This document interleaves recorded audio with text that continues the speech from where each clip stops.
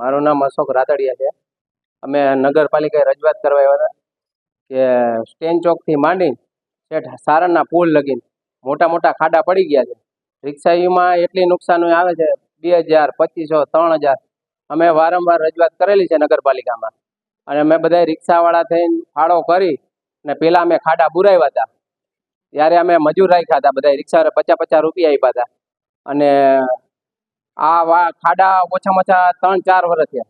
અમે દવાખાનાના ભાડા લઈને જઈએ છીએ તો અમારે ભાડા નથી બિહાડી શકતા, કેમ કે દવાખાનાના ભાડા લઈને આવ્યા તો અમારે કેવી રીતે એને બિહાડો?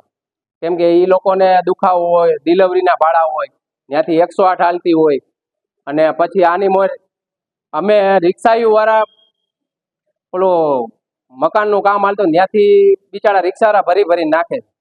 બરાબર, અમે નગરપાલિકાએ કીધું છે કે ભાઈ ખાડા વહેલી તકે બુરો.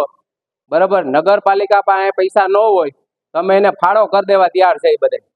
બરાબર, કે અમારે હોસ્પિટલે કેવી રીતે નગરપાલિકાને કહે અમારે ખાડા વ્યવસ્થિત અને સારું કામ જોઈ. તમે લોટ પાણીના લાકડા કહીશો તો આમાં નહીં હાલે, અને અમે હલાવાય નહીં દઈ. બરાબર.